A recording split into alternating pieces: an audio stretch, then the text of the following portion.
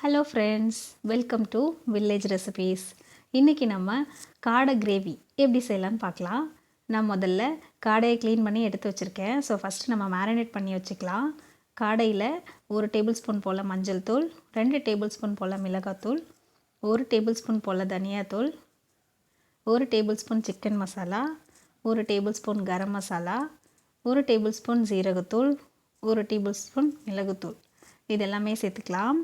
கூடவே 2 table spoon போல் இஞ்சி பூண்டு விழுது சேர்த்துக்கிறேன்.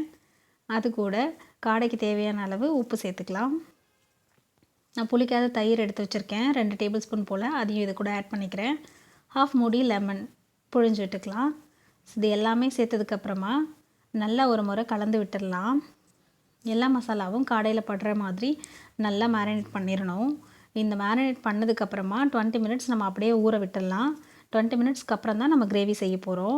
ஸோ அப்போ தான் காடை வந்து மசாலாவில் ஊறி நல்லா சாஃப்டாக இருக்கும். ஸோ இப்போ உப்பு காரம் எல்லாமே அப்போ தான் நமக்கு காடையில் இறங்கியிருக்கும். ஸோ 20 மினிட்ஸ் அதை அப்படியே விட்டுடலாம். இப்போ நம்ம கிரேவி செய்ய ஸ்டார்ட் பண்ணிடலாம். ஒரு பேன் வச்சுட்டு அதில் 1 டேபிள் ஸ்பூன் போல் எண்ணெய் சேர்த்துக்கலாம். 2 டேபிள் ஸ்பூன் போல் நெய் ஆட் பண்ணிக்கலாம். நெய் சேர்த்து செய்யும்போது காடை கிரேவி ரொம்ப டேஸ்ட்டாக இருக்கும். இப்போது 3 ஏலக்காய் சேர்த்துக்கிறேன். 2 சின்ன துண்டு பட்டை சேர்த்துக்கிறேன்.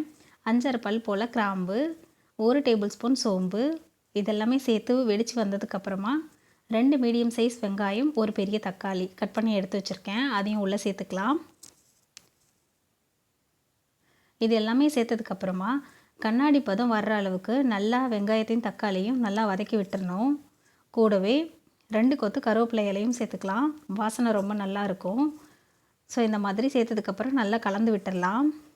இப்போது இந்த அளவுக்கு வதங்கி வந்ததுக்கப்புறமா நம்ம மேரினேட் பண்ணி எடுத்து வச்சுருக்கிற காடையை உள்ளே சேர்த்துக்கலாம். காடையை சேர்த்த உடனே நம்ம தண்ணி எதுவும் ஆட் பண்ணக்கூடாது. நம்ம அந்த மசாலாவோட பச்சை வாசனை போகிற அளவுக்கு காடையை நல்லா 10 to 15 மினிட்ஸ் நல்லா வதக்கணும். ஸோ வதக்கி எடுத்துக்கலாம்.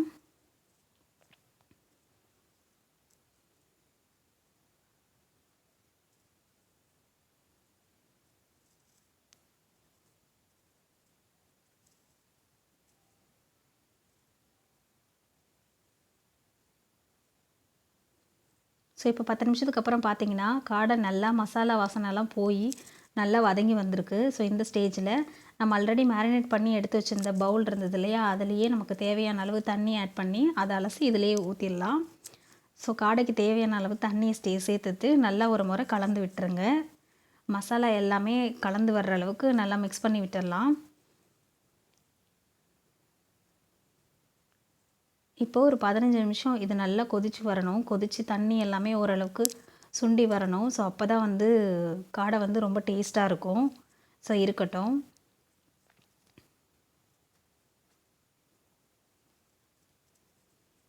இப்போது 15 நிமிஷம் கொதித்து வந்ததுக்கப்புறமா பார்த்திங்கன்னா நெய் எல்லாமே பார்த்திங்கன்னா பிரிஞ்சு வந்திருக்கும். இந்த ஸ்டேஜில் 10 பல் முந்திரியை மிக்சர் ஜாரில் சேர்த்து கொஞ்சமாக தண்ணி சேர்த்து அரைச்சி பால் எடுத்து வச்சுருக்கேன். அதை ஃபைனலாக நம்ம ஆட் பண்ணிவிட்டு ஒரு 2 முறை கலந்து விட்டுட்டு ஒரு கொதி வந்தோடனே ஆஃப் பண்ணிக்கலாம். அவ்வளோதான், நம்மளோட சிம்பிளான டேஸ்டியான காடை கிரேவி ரெடி ஆகிடுச்சு. நீங்கள் கண்டிப்பாக உங்கள் வீட்டில் ட்ரை பண்ணி பாருங்கள் இந்த ரெசிபியை. உங்களுக்கு இந்த வீடியோ பிடிச்சிருந்ததுன்னா லைக் பண்ணுங்கள், ஷேர் பண்ணுங்கள், மறக்காமல் சப்ஸ்கிரைப் பண்ணுங்கள்.